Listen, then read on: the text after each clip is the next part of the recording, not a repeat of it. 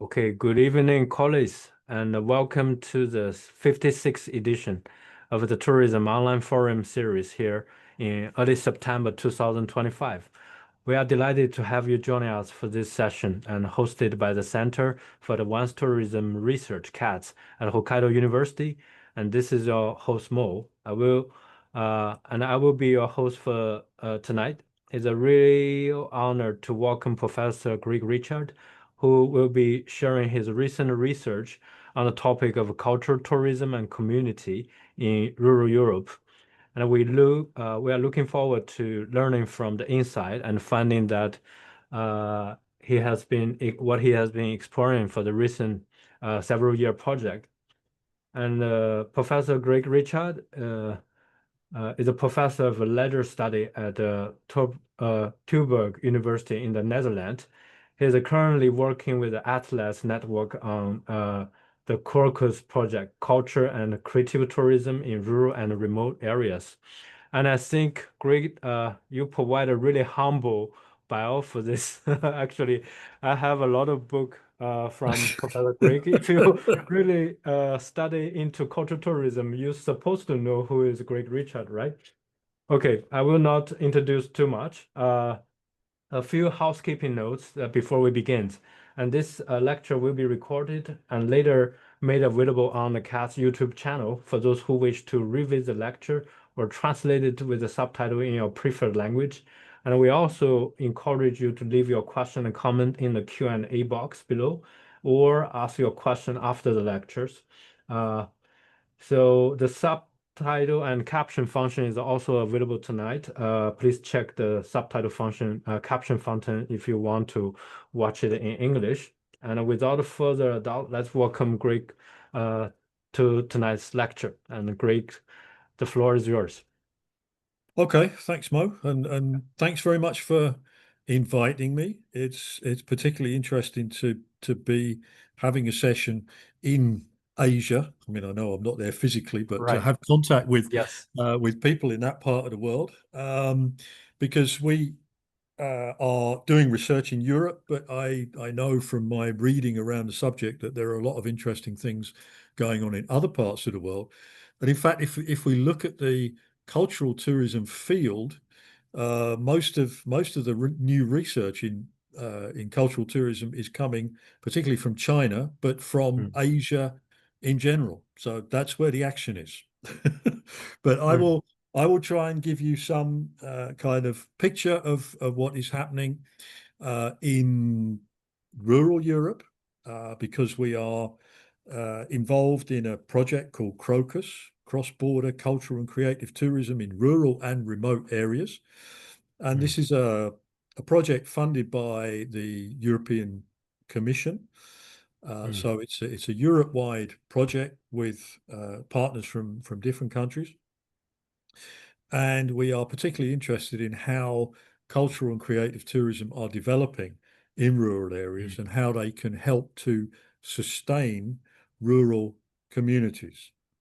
Because I think we have a common experience in Europe and in Asia that rural areas have kind of been forgotten in the kind of rush to develop mega cities and everything else.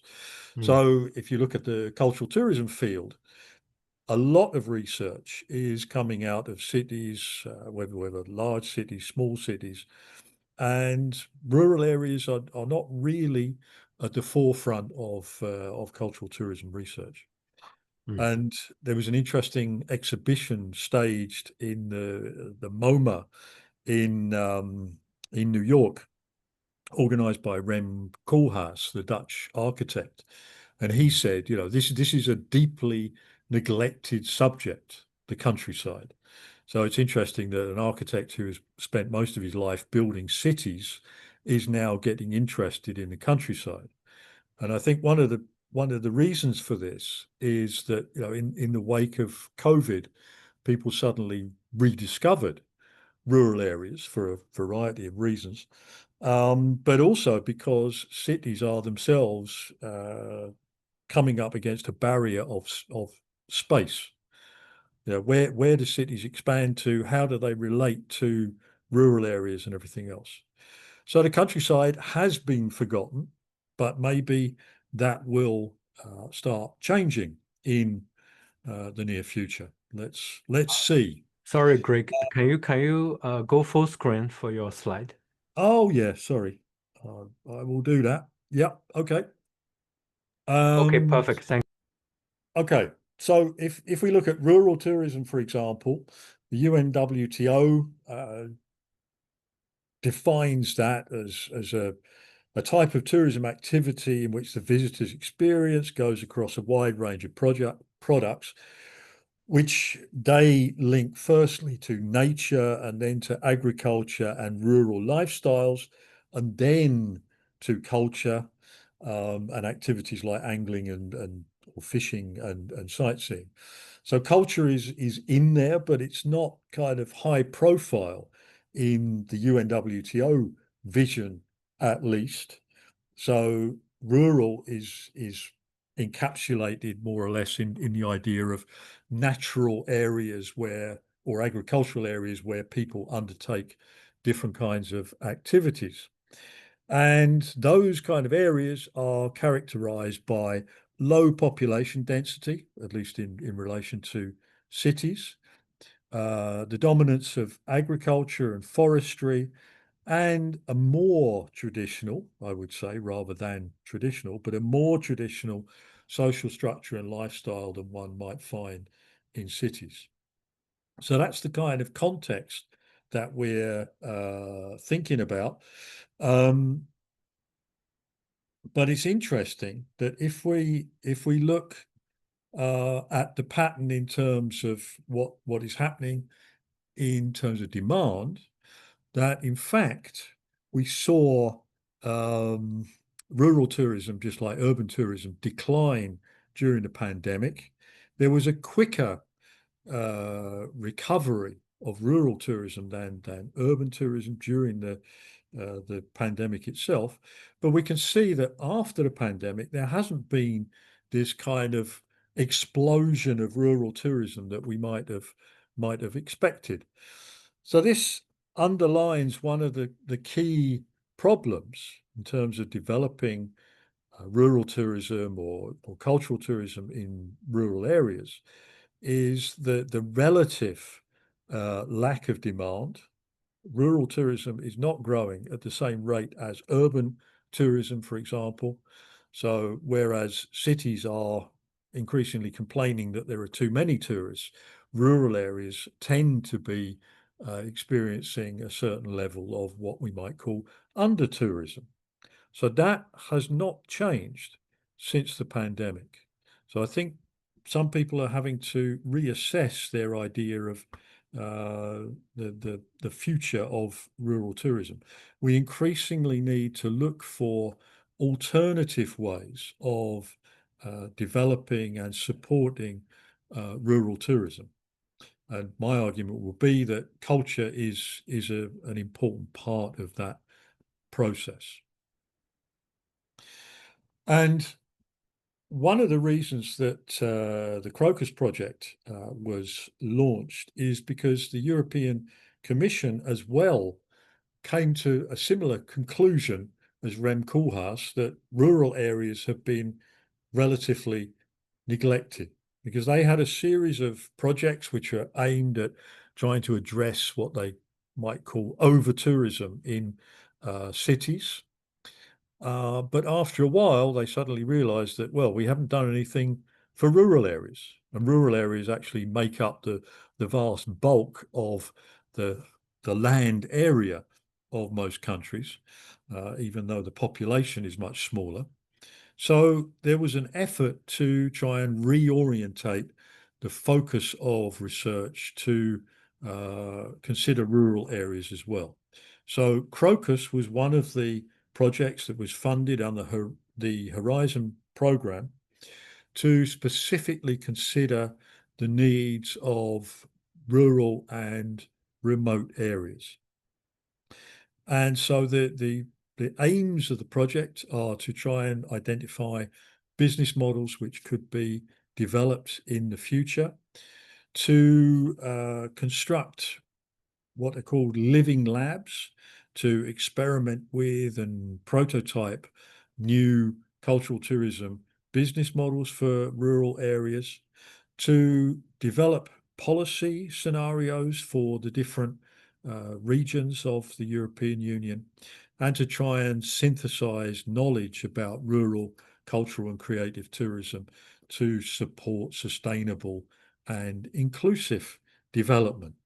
So there's a very broad kind of set of aims for this project, but basically what we're trying to do is to identify how cultural and creative tourism might develop in the future in these rural settings.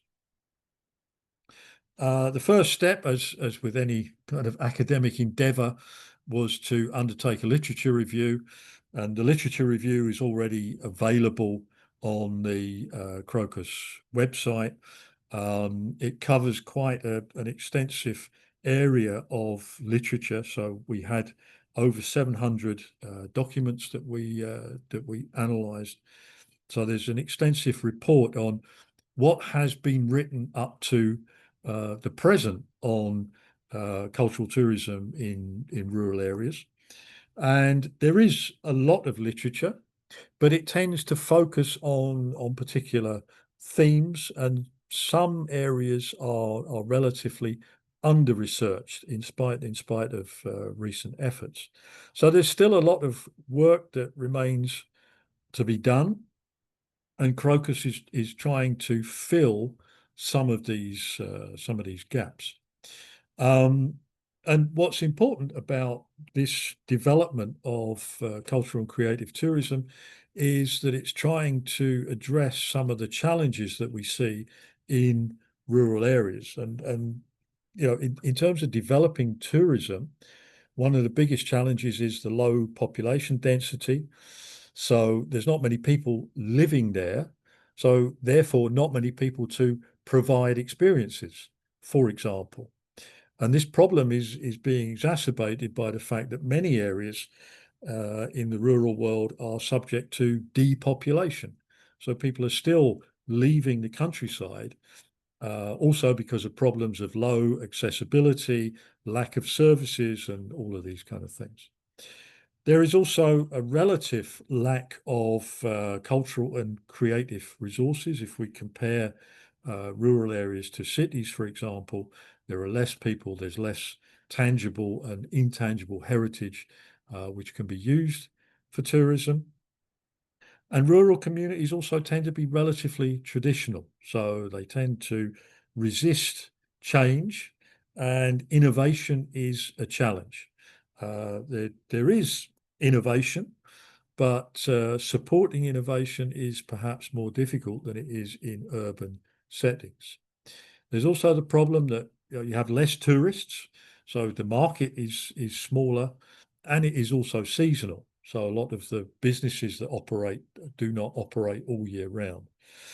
And one of the things that has gained more attention recently, including from Mo and his colleagues, is the complex relationship between people who move into the countryside and the existing rural communities.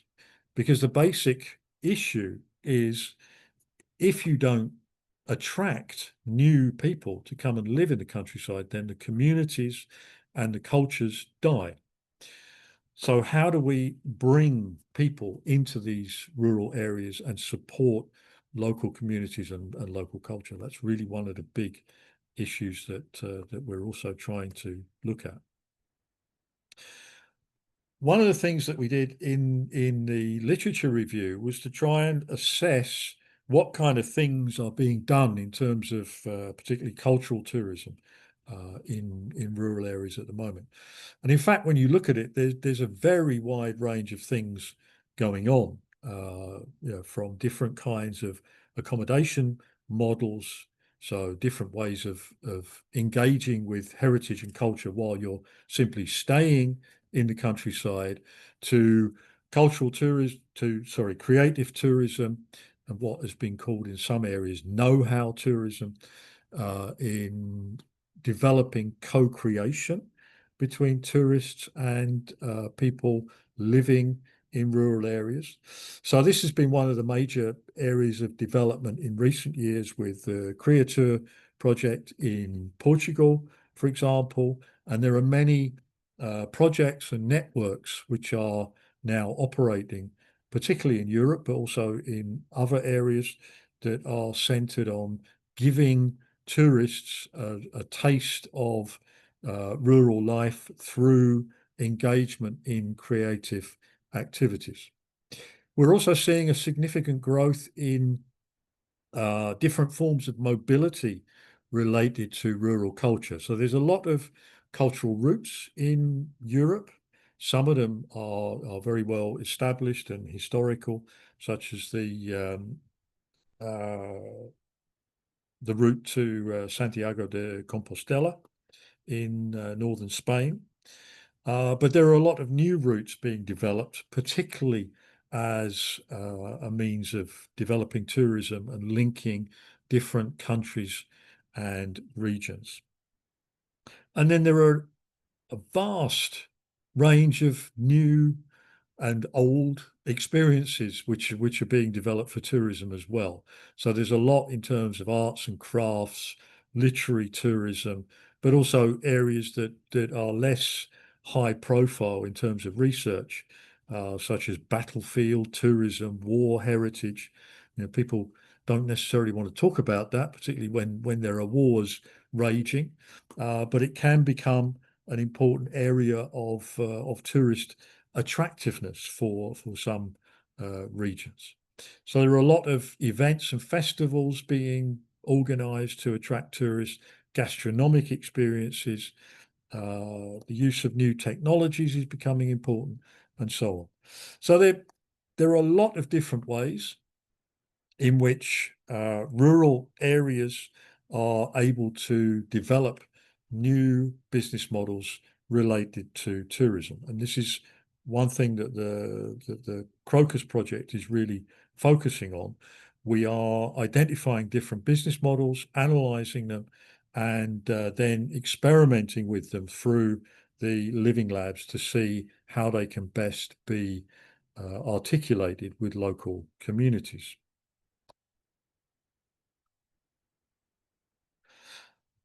One of the interesting things that we found from the literature review is that tangible heritage is still increasing in terms of research attention, but intangible heritage is increasing much faster.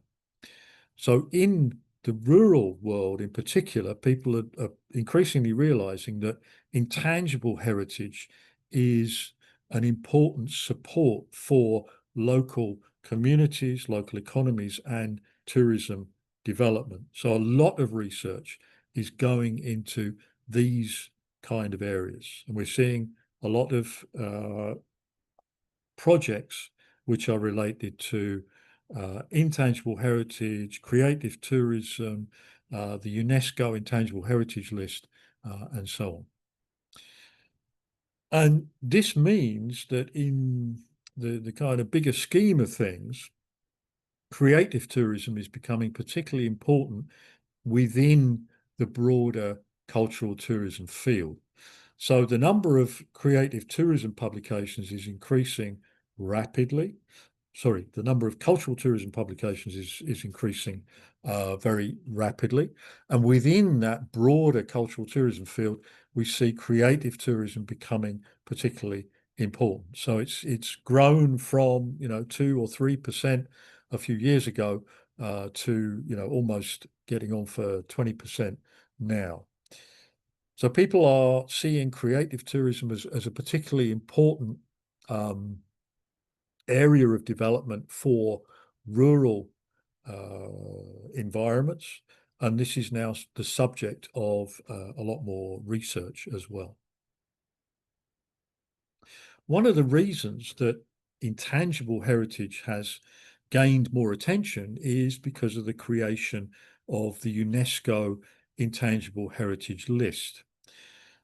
A lot of people, of course, are familiar with the World Heritage List related to tangible heritage, so the big cultural sites like the pyramids or the Louvre, these kind of things, that's well established, and people visit these attractions in increasingly large numbers. But now we have the UNESCO Intangible Heritage List, which was formalized in 2008. And we have a lot of different elements of intangible culture which are highlighted, particularly in rural areas, and particularly related to things like agriculture, gastronomy, and so on. So we have things like cider culture, we have nomadic migration, we have rice culture in Hiroshima, in Japan, we have tom yum soup in Thailand, and so on. And one of the big areas in Europe is the theme of transhumance, which is the movement of flocks of animals from pastures, from lowland pastures to highland pastures in the summer months. So the animals are kept at low altitudes during the winter and then moved to higher altitudes during the summer. And this is linked to a whole series of different traditions and to different elements of gastronomy and crafts and so on. And these are now being highlighted in many different countries across Europe. And increasingly, people are joining the transhumance movements as tourists as well. So you can also get involved in herding sheep. And in fact, one of the creative tourism activities in Europe is a shepherd school where you can learn to become a shepherd. So this is one way in which urban dwellers can help to address the increasing shortage of workers in the rural world. So intangible culture in different places and different forms is becoming important in terms of rural tourism and in terms of creative tourism. So we have the different categories of intangible heritage include performing arts, such as music and theatre and dance and so on. This is the Sami tradition of singing in the north of Scandinavia, for example. So you have the traditional music, you have the traditional dress, and all these things. And these traditions are now inscribed in the Intangible Heritage List, which means, of course, that they also attract more global attention. And it's easier to then develop cultural tourism products on the basis of this. We have also social practices, another category of intangible heritage.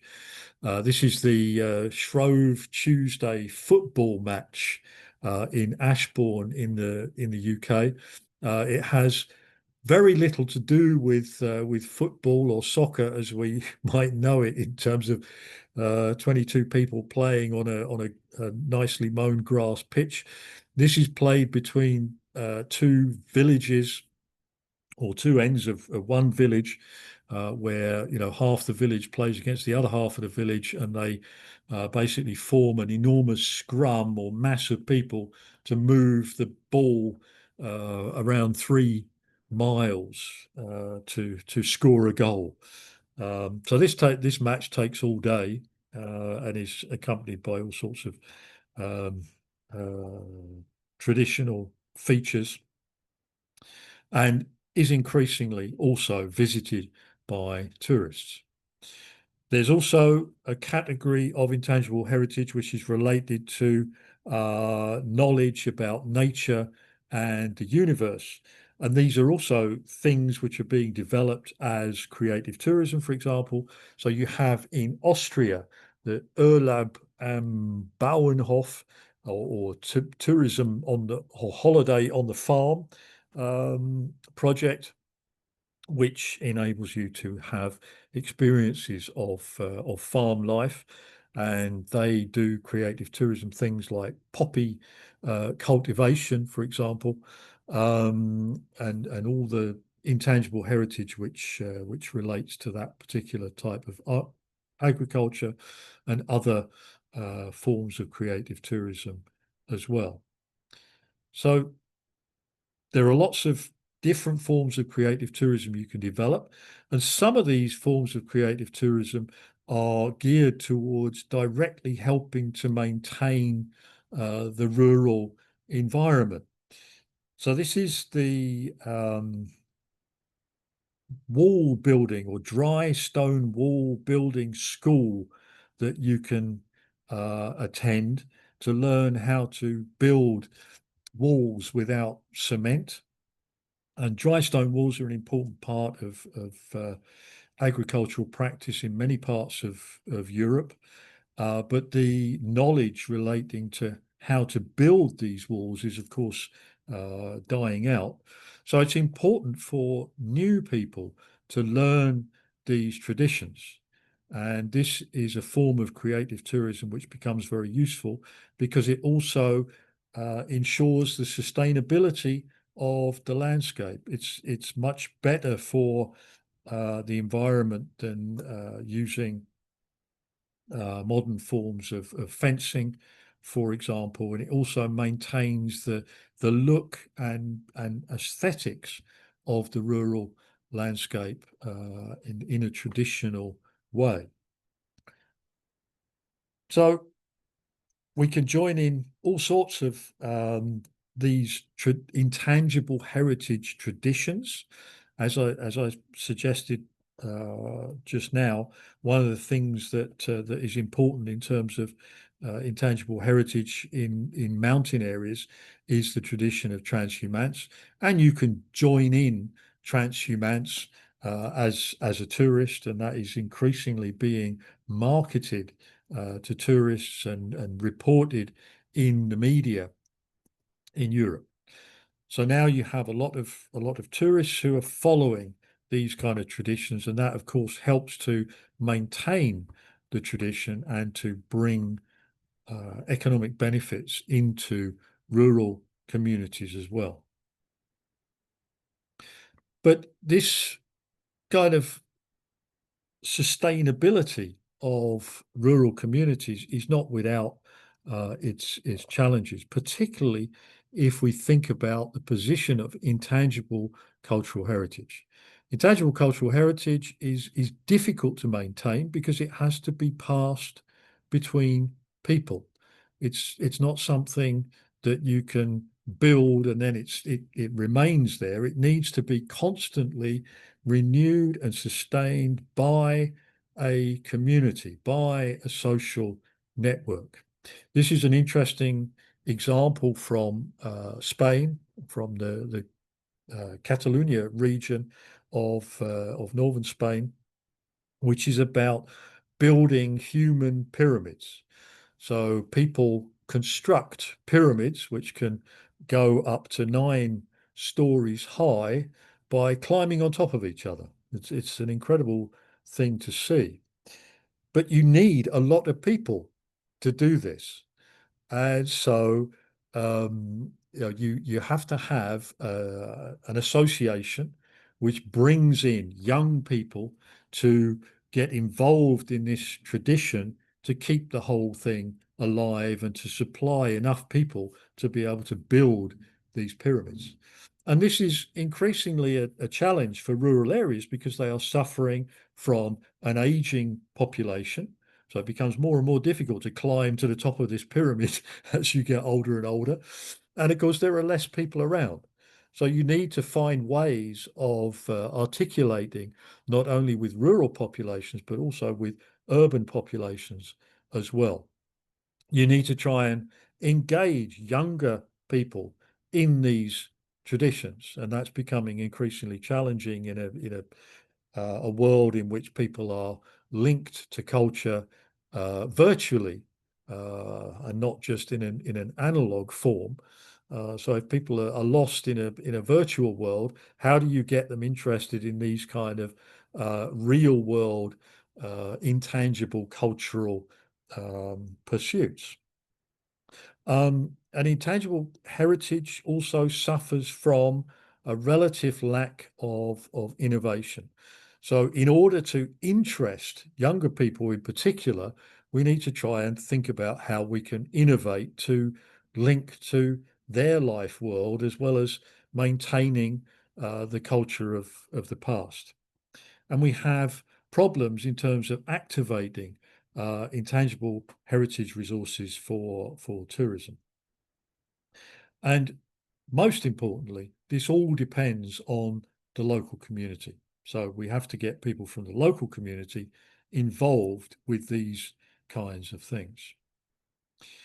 So in the Crocus Project, what we're trying to do is to develop living labs, so environments in which people can experiment with different forms of culture, both tangible and intangible cultural heritage, to see how these can articulate with tourism and how this can sustain the local community. And there's a big variety of different things which are being done. It includes gastronomy, farming, tangible culture such as castles and manor houses, crafts, coach routes, and so on. So we're trying to cover a wide range of different types of tangible and intangible cultural heritage in different parts of Europe. Gastronomy, in particular, is an important area of cultural tourism development, not only in Europe, but also across the world. We have in previous projects, this is oh,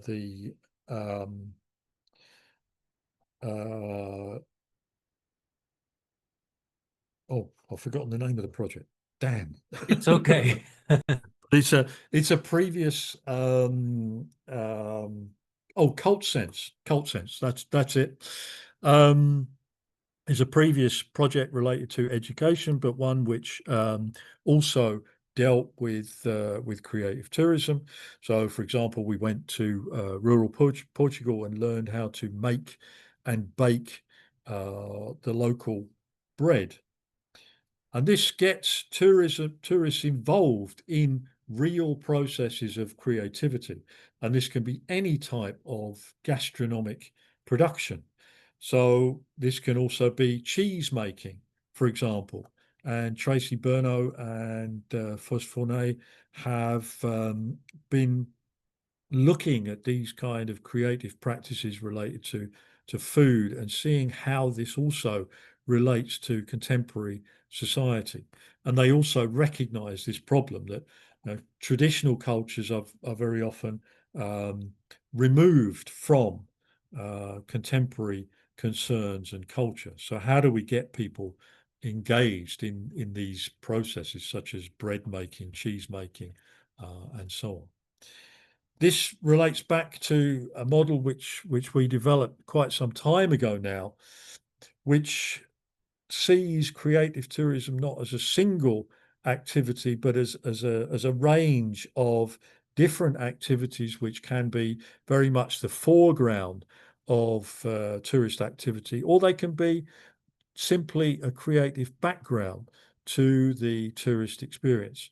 And this means that you can develop a whole range of different things. So not just workshops or courses which are involved in learning how to make cheese or bread, for example, but also tasting, learning how to appreciate these things, seeing creativity in action, and also through purchasing these different creative products as well. So we have differing levels of involvement in creative tourism, from being an active co-creator of experience to being a more passive observer of the experience. And there are many different forms of delivery which are involved, from being directly involved in the creative process as an entrepreneur to being simply a participant or to attending an event and so on. So there are many different possibilities for involving people in creative tourism. What we've found is that many of these things tend to emphasize the more passive end of the continuum. So in the Northern Italian case study that we've been looking at, most of the experiences that are around are to do with looking and, maybe tasting, but not really in making, for example. So the active involvement of people in these creative experiences still seems to be problematic. So we have to try and find ways of getting around this barrier to extending creative tourism. It is possible. When you look at what is available in some of these areas, you find that some people have got quite involved and also very expensive creative tourism products. So here you can pay almost 3,500 euros per person for a cheese making experience, which gives you a full view of how to make cheese and how to also sell your personally produced cheese as well. So this can be if you get people actively involved, it can be a very lucrative form of development. And this is increasingly being integrated into whole, what we might call gastroscapes in different places. So people are realizing that, it's not just about the food itself, but the landscape and the culture which supports that food production. So cheese comes from a place where it is part of a specific culture, where it is integrated into people's lives, and so on. And this is becoming increasingly realized also in the more mainstream media. So one would hope that with this stronger link to place, you can develop more cultural and creative tourism related to these foodscapes. One of the examples of this is in Sweden, where there's a restaurant called Kista Forsen, where they are in a very relatively remote location, fairly far removed from even the nearest small town and a long way from big cities. So they're in the middle of a forest. And what they do is they emphasize the locality in which the restaurant is located, and they have what they call a terroir driven dining experience. So it's very much linked to the local landscape, the local culture, and so on. And they forage for local ingredients in the woods. And this is something which has become very popular, particularly in Scandinavia, where you go out and you find your own food ingredients and pick them and take them home and cook them. So you get people really engaged in the production of food, and they have a very specific form of cooking, which is cooking over an open fire. So the food that you get is prepared in this way, so it has a very distinctive taste, a very distinctive form, and it also provides a very dramatic performance of the cooking process itself. And this comes at a price, of course. So the 4-hour menu, which includes many courses, comes at a price tag of 230 euros. So it's a very expensive meal.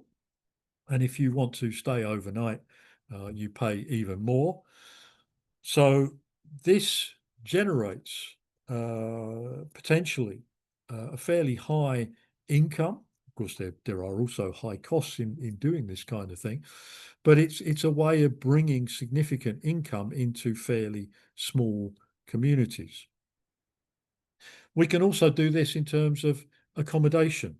One of the interesting business models that we've been looking at is what's called the albergo diffuso, which is Italian for a diffused hotel. So it means a hotel which is spread over different buildings and locations. And this is very often a useful way of using abandoned buildings in rural villages. So you have a lot of villages which are where you have empty houses. And in the albergo diffuso, what they tend to do is to take over different buildings and to use some of them as accommodation and others as the kind of management and facilities for the hotel. So this is a movement which was started as a reaction to modernization processes in rural areas and to kind of combat the homogenization of places. And it very directly involves the local population. So local people run the hotel, they provide the services, and this helps to sustain the local culture as well. Arguably, the sustainability issues have not yet been fully addressed, but they are beginning to be addressed. And now these kind of things have been mainstream. So you see adverts from Airbnb, for example, and this is an example from London, where Airbnb is selling these kind of experiences to urban dwellers. As I mentioned earlier, the development of cultural roots and what we might call storied roots or roots with narratives attached to them has become very important as a means of developing cultural and creative tourism. We're looking particularly at examples across the Dutch-Belgian border, which some colleagues of ours are directly involved in developing, where they're using local legends to emphasize on the one hand, the cultural unification of this border area, and on the other hand, using the border itself as an attraction. Because in this part of Europe, at least, the physical borders have disappeared. There are no border checks anymore. There are no border posts with guards on them. So essentially, what they're doing is recreating the border, emphasizing where the border used to be. So it becomes a kind of curiosity for people who no longer need to cross the physical border itself. And the route is used as a way of linking together communities and entrepreneurs. The problem that we found with cultural routes is that you very often have people visiting particular sites along the route, but less often following the route itself. So this tends to undermine the basic logic of having a cultural route. So this is one area that we are trying to address. If you want to have an effective cross-border route that we're focusing on in this project, then you also need to think about how to integrate the different sides of the border. One of the big challenges is that people often don't know very much about what's over the other side of the border. Even if the border is not a real obstacle anymore, they tend to be more knowledgeable about their own side of the border than the other side. So this is one area that we need to look at. And we found that entrepreneurs in these areas are reluctant to get involved in these projects unless you can show them that it will deliver tourists and spending, which is fine. But yeah, there are no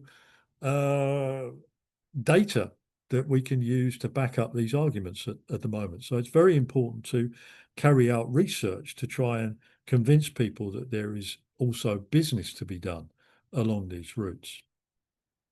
So having stories related to these routes becomes a useful way of tying in not just local people with their own culture, but also attracting other people.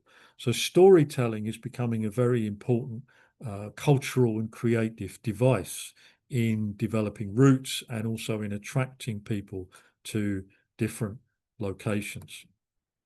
So we have, for example, a castle's route, which is being analysed by our friends in Slovenia on the border with Croatia, which is linked to the different castles on both sides of the border.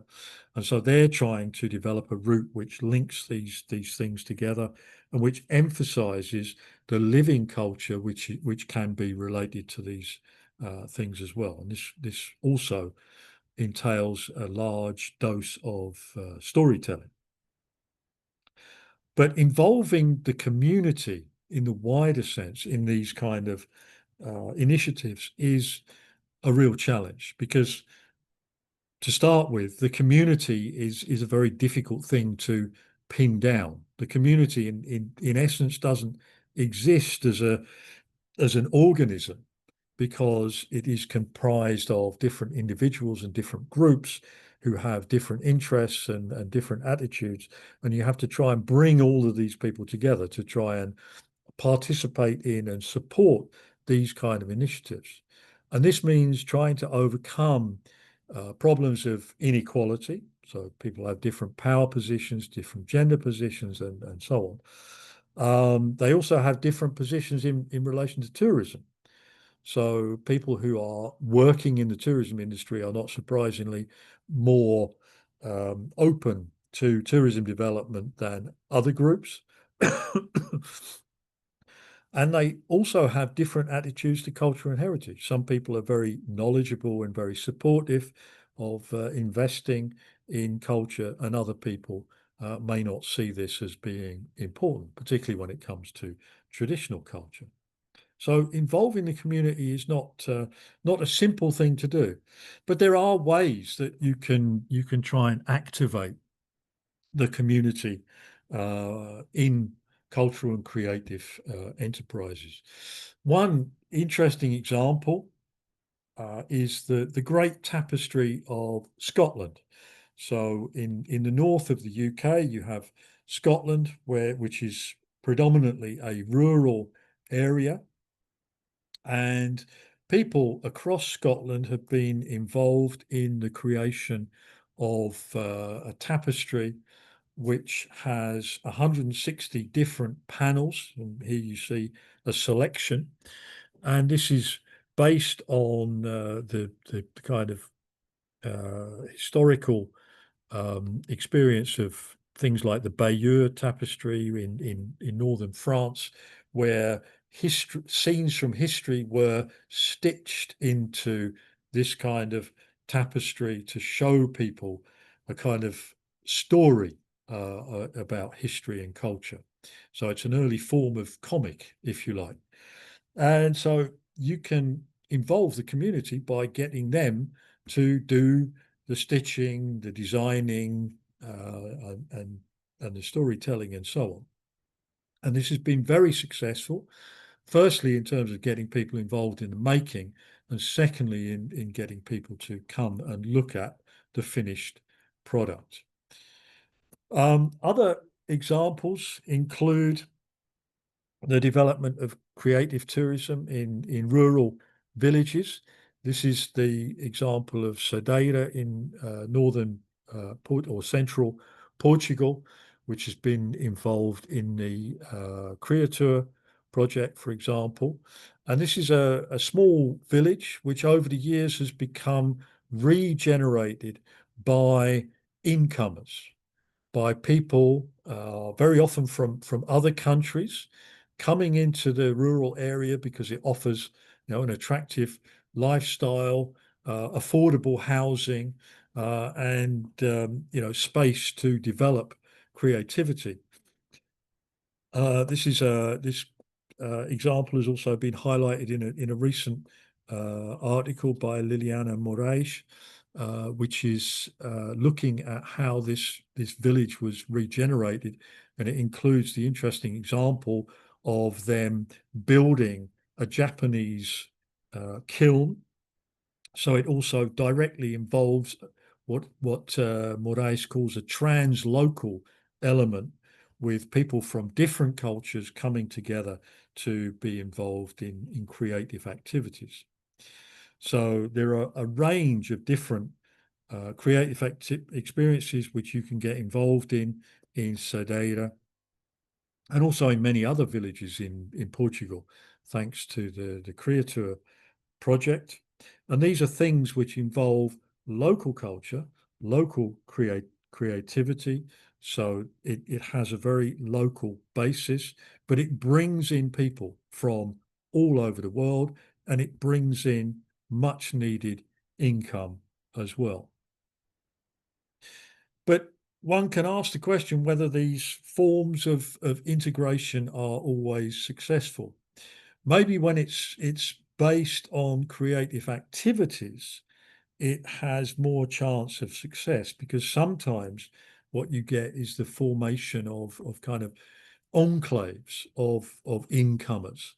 So in this Czech village of Lipno, there was a significant population of Dutch residents, but they didn't really integrate themselves with the locals.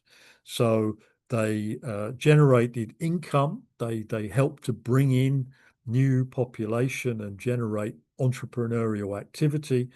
But at the same time, because they kept themselves very much to themselves, they undermined the local social networks. Because they had higher incomes, they pushed up the cost of food and rents and services. And also, they found that the benefits of tourism were distributed unevenly. So the important point is that these kind of initiatives depend on the form of development that is involved. So sometimes when you get people actively involved in culture and creativity, it can be very successful. But in other cases where there is no integration, it can also generate negative consequences. One of the interesting things that can happen as a result of this kind of process is that people, local people, decide to withdraw from tourism. Tourism is, in many cases, not an easy thing to be involved in, because it can mean long hours all year round, and it's not a particularly thankful job in many cases. So local people can gain money from providing accommodation, for example, but in some cases, people are now reassessing whether this is what they want to do. So in the case of Benalauria in southern Spain, for example, we've seen people actually consciously withdrawing from tourism as a way of earning a living and going over to other things, because it provides a better support for the kind of lifestyle that they want. So I think the message which comes from this paper, and in general from most of the things that we've looked at, is that you need to have a balance. So yes, it's good to develop culture and creativity also by bringing in tourists and people who want to live in these places, but you have to try and maintain some kind of balance between the existing community and their interests, and the interests of tourism and the new communities as well. So, oh, sorry, went the wrong way. But it's interesting that these kind of things are now becoming integrated into digital platforms. So people can now get involved in these kind of experiences through Airbnb, for example, but also through more specific platforms such as Bee Country, which purports to support rural communities and particularly agriculture by selling farm experiences to visitors. So you can go and do a whole range of different creative experiences related to cheese, to herbs, to beer, to animals, all of these kind of things. And these experiences are provided by farmers who then have control of how these experiences are developed, and they are designed to give people a real feel for what it is like to be a farmer. And the idea is that not only do you provide income for the farmers, but you also hopefully develop more appreciation of rural culture and rural lifestyles among people from cities. So we see a development of lots of forms of cultural and creative tourism, but this kind of development also comes with its own challenges. How do we maintain, conserve, and support local culture in the face of population decline, for example? Is it enough to bring in tourists to create an income stream, or do we need to more actively involve people from outside in these kind of experiences? And if so, how do we attract them? How do we get them to come in the first place? And how do we then integrate them into local culture and local lifestyle? And one of the debates that we've been having in the Crocus Project, for example, is whether it's best to think about clusters or networks for creative and cultural tourism, for example. Because one thing that you need in many rural environments is to bring people together to create a creative mass. Does that mean that you need to have specific locations in the countryside where you bring lots of creative people together to try and develop this creative mass? Or does it mean that you need to develop networks which link creative people in different locations, and you have the tourists moving between these different locations? Maybe in the end, the answer is to combine the two, but that's something that we are currently looking at. The mode of governance that you use is also a challenge. Top down versus bottom up. You know, is it something that needs to be directed by government, or is it something which needs to be developed by local people without government interference? Again, one might conclude that you need both types of approaches, but in any case, you need to think about the effects that these kind of approaches have on rural communities and the type of initiatives that are being developed. And one of the things that is increasingly important in terms of not only this project, but also in Europe as a whole, and I suspect also in other areas of the world, is that funding for a lot of initiatives is now being directed to projects.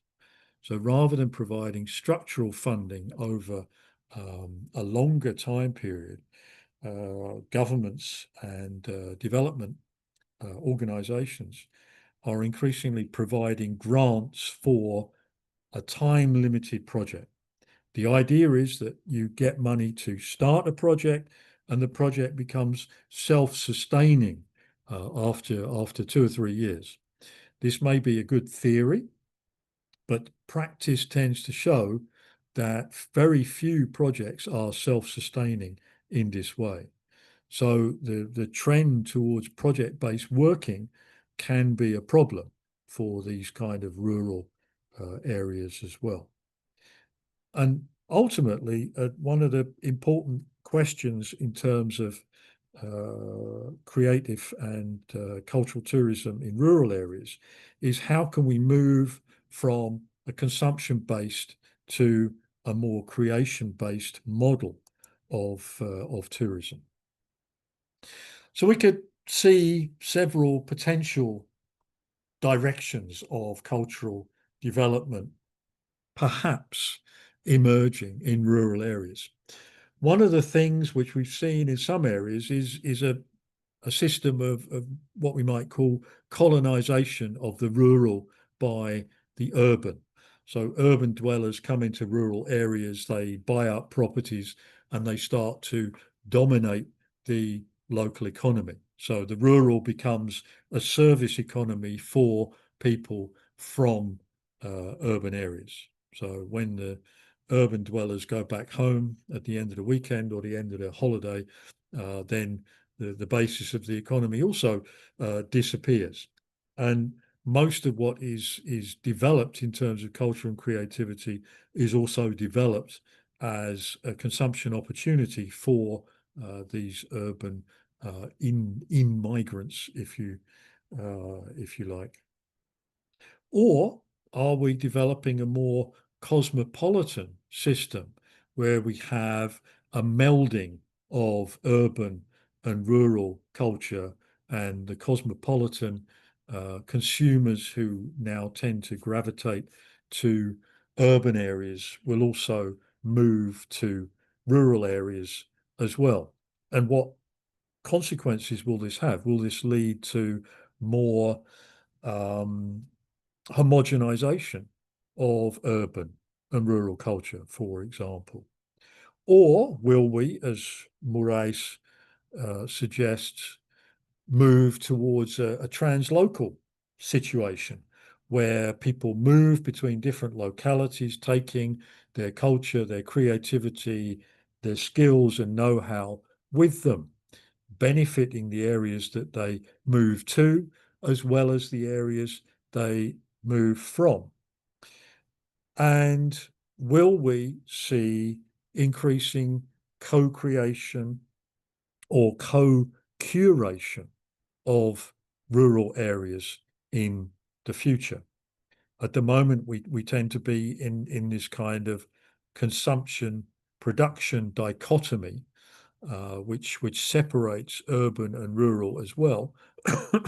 But we could foresee scenarios where there is more active co-creation between urban and rural areas, for example.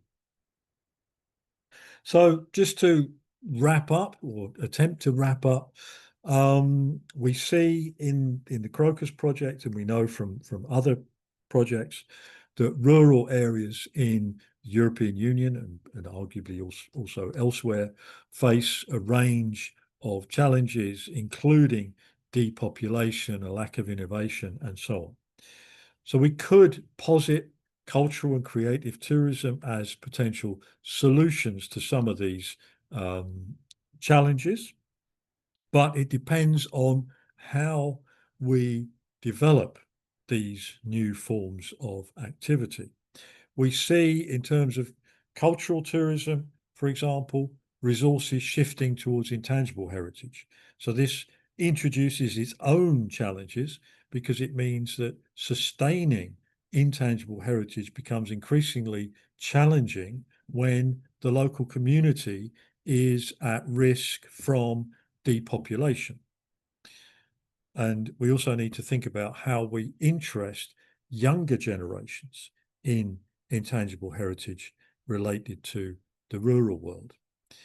And perhaps the key to this kind of thing is thinking about new techniques and technologies to activate intangible heritage.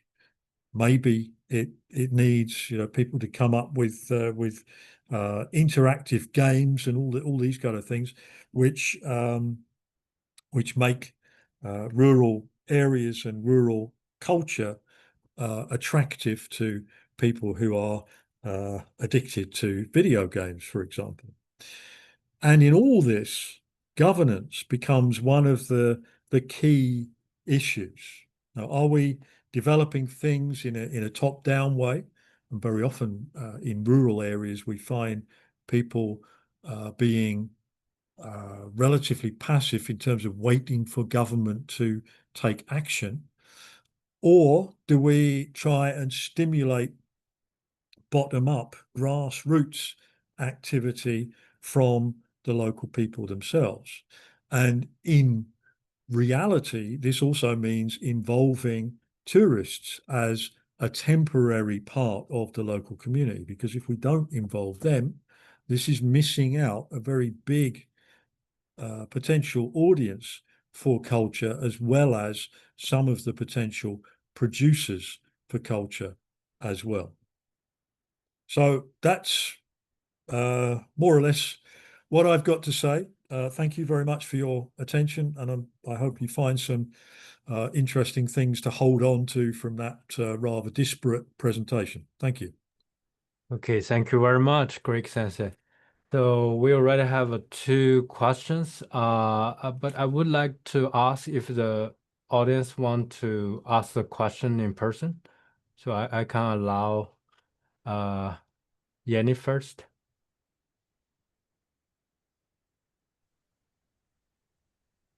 And also, Hello. okay, yeah, we can hear you. Okay. Hello, Professor Richard. My name is Yeni. I'm from Bali, Indonesia. So I would like to ask you about the movie influence for rural tourism, because I watched a movie called Midsommar, and it's about the isolate village with the Yeah. strange tradition. It Yeah. also made me hesitate or fear to come to the rural area. So yeah, because Yeah. I visit Europe, and then the image that movie gave about rural area is kind of scary. Uh, Yeah. and so what do you think about this? And Yeah. what do you think the movie or the film influence the rural tourism positively and negatively? Thank you. Yeah. Yeah. That's an interesting question because, of course, there are quite a few programs about rural areas which have significant audiences and which sometimes lead to large numbers of people visiting these places. So the locations which are featured in series such as Midsummer or these kind of programs often get lots of people who've seen the program on television and want to go and visit these locations, which are often very small villages. Midsummer is an interesting example because, as you say, this is about a series of murders. So one might get the impression that rural Britain is full of people being killed, for example. Of course, this is not really the case. If there were really a murder every week in a village with a handful of people, there would not be a village left after very long. So this gives a somewhat slanted picture of rural life. Of course, if you are from Britain and you know these contexts, then you can take these things much more lightly. But yes, if you come from abroad, perhaps this gives you a slightly different picture of what rural Britain is like. So I can assure you that there are nothing like as many murders in small rural villages in the UK as there seem to be from the television program. But television programs can be very important in terms of attracting tourists to these kind of places.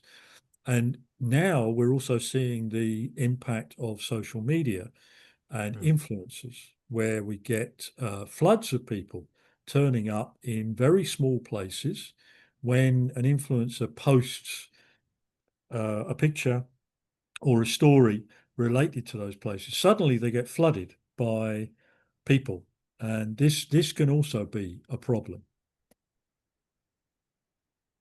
Okay, I hope I answered your question. Maybe next one.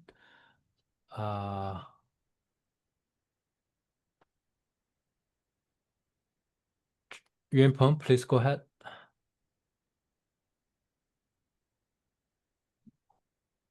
No, sorry, I changed the wrong people. Okay, just give me a minute.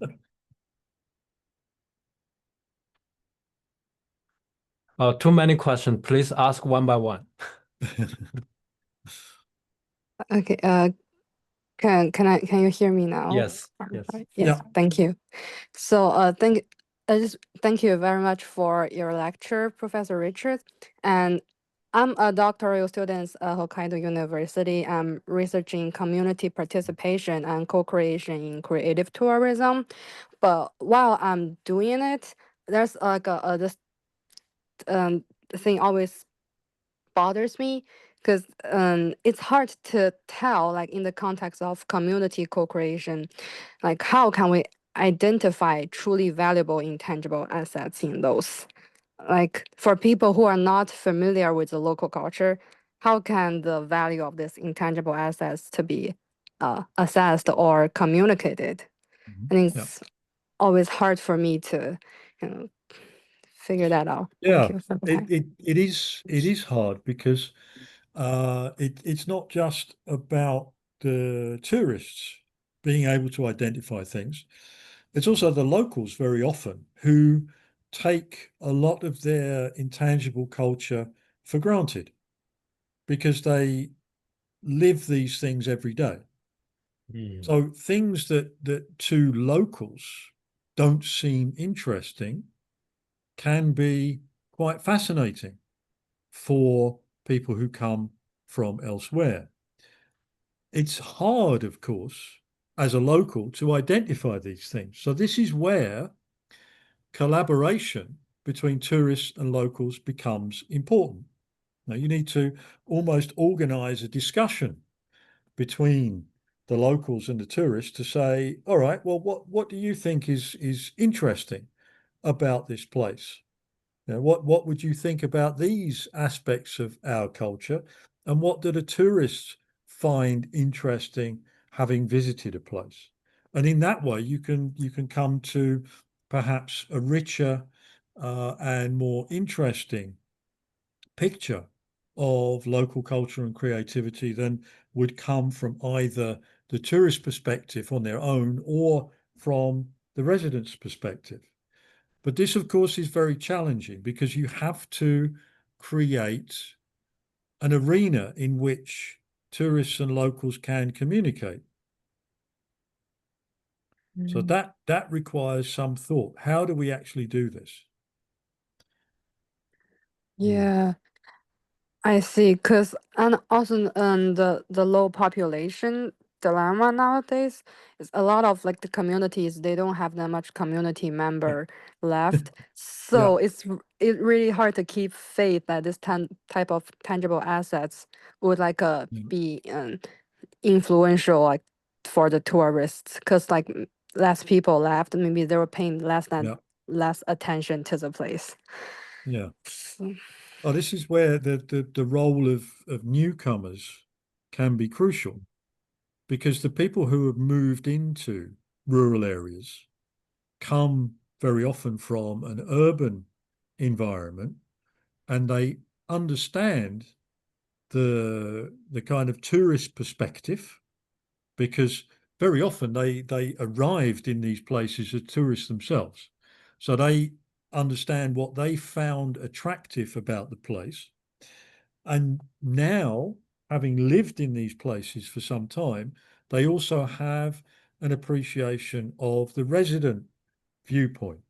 So these kind of people can very often act as intermediaries or switchers between the consumers of culture and the producers of culture.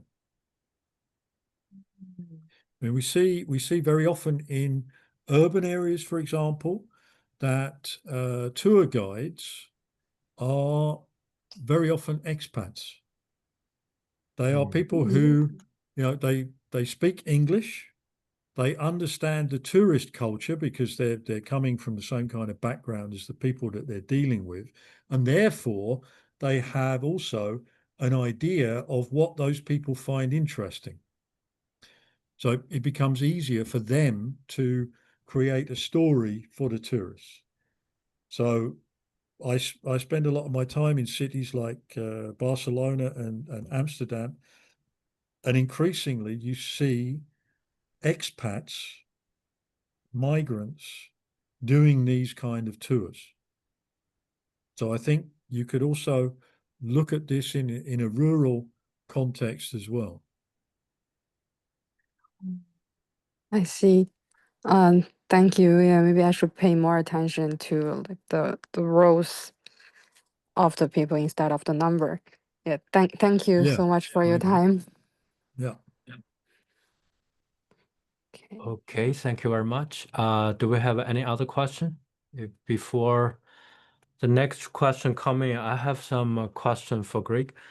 So I just noticed like since the depopulation issue is quite common between Japan and also Europe, from a lot of cases here, like 2 weeks ago, I visited a community called Hapolo. The youngest guest house owner is already 80 years old, and they are talking about revitalize their town. Yeah. But if there is no younger generation willing to take over, I think the story will end soon in 5 years. Yeah. So we can't do anything for this kind of community. That connect to the previous question. I Yeah. meet this kind of community, like 2/3 of population are pension takers. So they don't Yeah. really care about any income or job opportunity like the young entrepreneurs do. But Yeah. very often we also see another kind of a scenario, like 1/3 of the population of one community dramatically occupied by the tourism entrepreneurs. Then they bring very different value. Like half the population of the town suddenly want to do tourism, but another half really kind of against it because they want a quiet and peaceful rural life. Yeah. Like you mentioned from your lecture, how do we balance these two? At the one hand, we have to care about young generation's income. On the other hand, we have to care about the local quality of life and the rurality. Yeah. Yeah, so Yeah. yeah. It's a very difficult problem to solve. I mean, essentially, you need to bring people in, Right. because otherwise there is no community in a few years. This is not just an issue of tourism, of Right. course, because you can bring people in as tourists, which generates income, which creates jobs for entrepreneurs. That's fine, but you also need to think about the production side of things.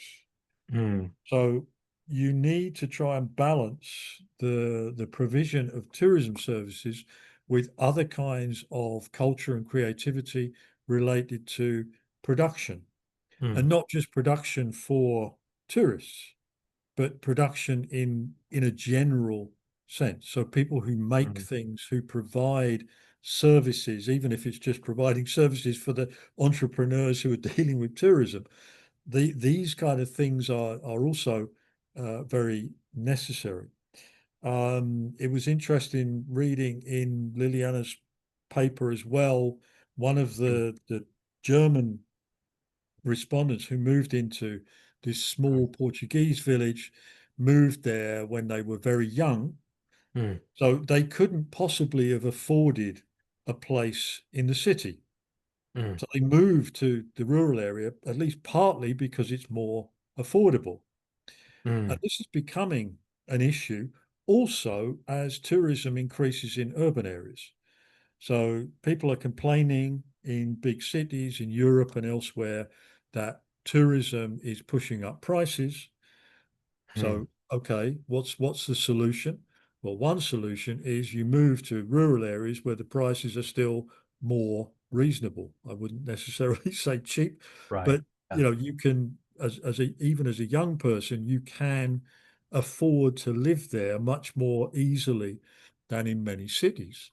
So this is something that also needs to be pushed as a potential advantage, that you can move to these places, you can get a home, you can have space, which also means for artists and creatives, for example, that they can have production space, ateliers, workshops, these kind of things, which are simply not affordable anymore in the center of large cities. So I think it has to be a mixed solution where it's not just about developing tourism, but it's about developing a whole raft of cultural and creative activities which also provide opportunities for other people as well. Right. Thank you very much. I think, like you said, is a more like a social embedded approach. Maybe Yeah. can combine both rural, urban, like a Ruben. That's the new term people say, right? Okay.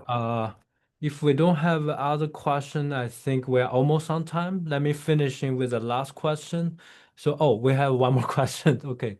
Right. So, Yuping, please go ahead.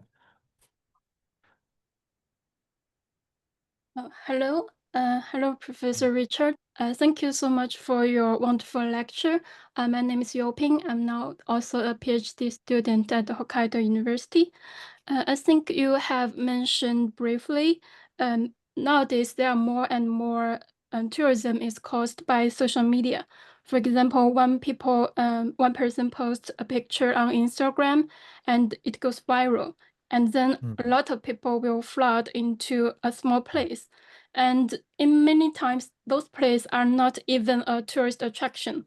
It's just a very small local community. And we can see a lot of cases in Japan. And in some communities, they have very negative feedback, a very negative attitude to those tourists. But in some community, they're very positive. They have done a lot of things to welcoming those tourists. So what do you think is the reason for this difference? That's my question. Well, everybody is different. So, some people have a negative image of tourism, some people have a more positive image. And also the experience depends a lot on the style of tourism. So clearly, if people have been flooded with lots of tourists as a result of a social media post, they might be less welcoming than in cases where there is a more regulated flow that's easier to deal with. So it depends a lot on the context, but it's interesting to speculate how local communities might be able to engage with this kind of phenomenon. And in fact, what they could be thinking about doing is curating the social media in a way that tries to guide flows of tourists in a more even way, and to try and educate people about what they can expect, how they should behave, these kind of things. And social curation can be a very useful tool for this. So you have on social media communities which are based on certain forms of culture, creativity, and so on. Activating those kind of networks could be a key to getting people who are more interested in the place rather than simply interested in a post from an influencer. So that is certainly something that people could think about. Yeah, thank you so much for your comment. Thank you. Okay, I think we have a really limited time. If no other question, I would like to invite Greg to give some suggestions for our early career researcher and PhD student about what can we keep research about creative tourism in rural context, which direction they better to look at it. Well, I think there's lots of possibilities, as we have discovered from this discussion. One of the key questions that we've been coming up against in terms of creative tourism is how creative is it at the end of the day? Because very often what happens is that the tourist is allowed to passively view the creativity that is going on, and there's no real interaction between the creatives and the tourists. So the question then becomes, well, what is the creative content? How do we support the creative process? And particularly, how do we move from a situation of passive consumption to a system of co-creation, where the tourist and the resident, whichever stakeholders you're looking at, are equal partners in the system. Right, wonderful. I think we are almost used 90 minutes, and really appreciate for your lecture, Greg. And it's also really lovely to follow up after 5 years of your research to see your new project. Is really exciting. And thank you again for giving this wonderful lecture for Hokkaido University. And also, we will upload this video. I will also promoting it after. And thank you very much. Well, thank you for the opportunity. It's been great to contact with you again, and also to make contact with your students. Right. So